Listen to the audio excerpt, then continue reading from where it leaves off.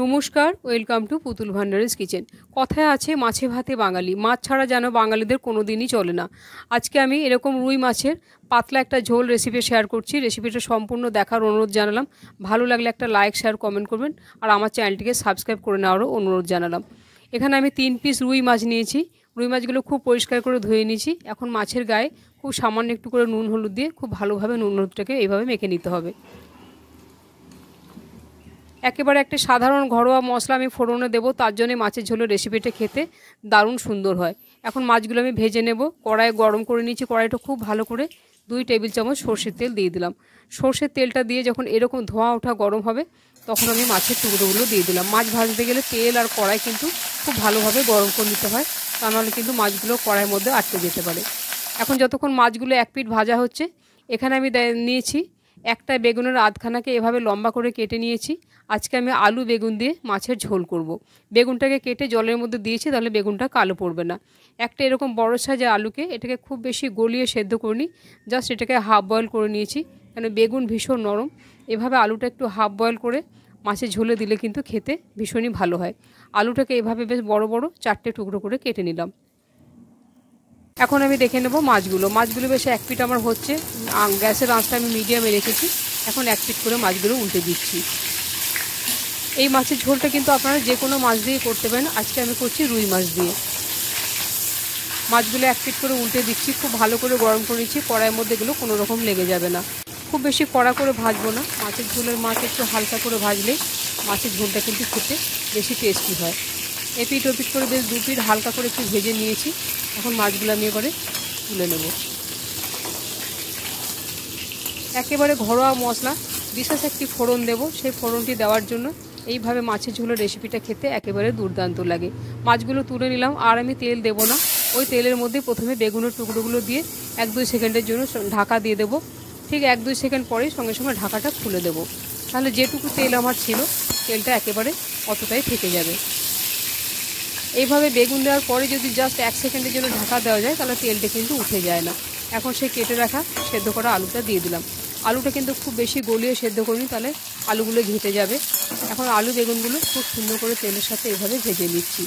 আমি আলু বেগুনে কিন্তু আলাদা করে কোনো হলুদ দিইনি। মাছের মধ্যে হলুদ মাখানো ছিল, তার জন্য আলু বেগুনের খুব সুন্দর একটা বেশ কালার চলে এসছে। উল্টে পাল্টে বেশ এগুলো নাড়াচাড়া করে লাল লাল করে ভেজে নিতে হবে।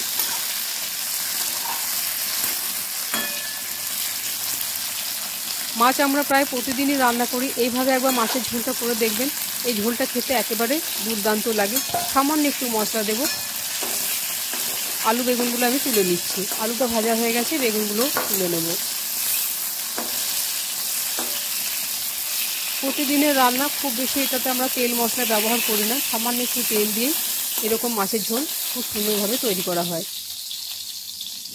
আলু বেগুনটা তুলে নিলাম, আর আমি তেল দেব না। আপনারা চাইলে একটু তেল দিতে পারেন। যে ফোড়নটার কথা বলেছিলাম সেটা হচ্ছে 5 ফোড়ন। এখানে আমি 1 টিস্পুন 5 ফোড়ন দিয়ে দিলাম।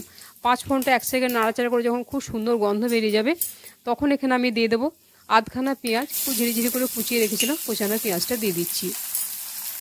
পেঁয়াজটাকে বেশ 2 মিনিট লাল লাল করে নাড়াচাড়া করে ভাজা ভাজা করে নিচ্ছি।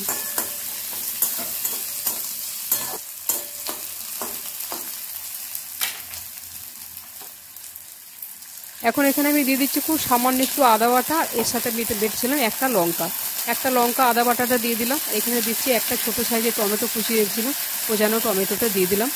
আর দিচ্ছি 1/2 টিস্পুন জিরে গুঁড়ো, আর 1/2 টিস্পুন দিয়ে দেবো কাশ্মীরি লঙ্কার গুঁড়ো। এটা না চাইলে নাও দিতে পারেন, দিলে একটু কালারটা ভালো হয়।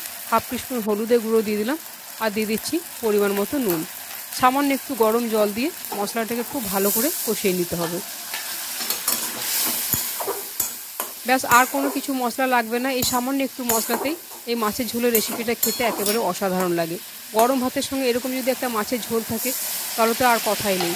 সামান্য সামান্য করে এইভাবে আমি গরম জল দিয়ে দিয়ে মশলাটাকে খুব ভালো করে কষিয়ে নিচ্ছি। আলু বেগুন মাছ আমার 3টেই ভাজা আছে।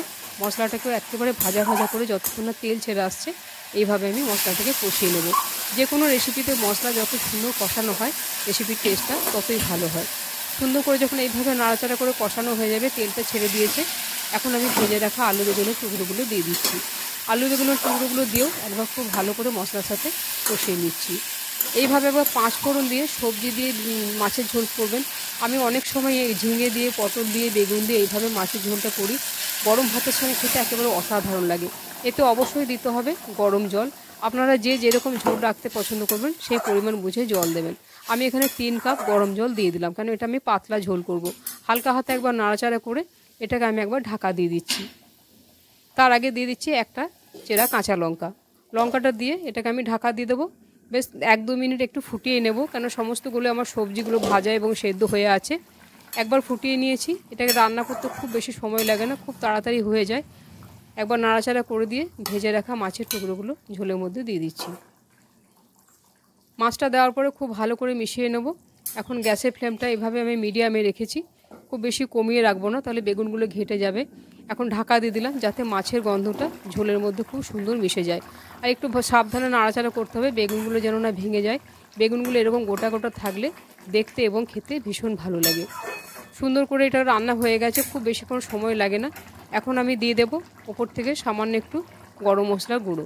রেসিপিটা ভালো লাগলে একটা লাইক, শেয়ার, কমেন্ট করতে ভুলবেন না। আর আমার চ্যানেলটিকে সাবস্ক্রাইব করে নেওয়ারও অনুরোধ জানালাম। আর ওপর থেকে দিয়ে দিচ্ছি কোচানো ধনেপাতা।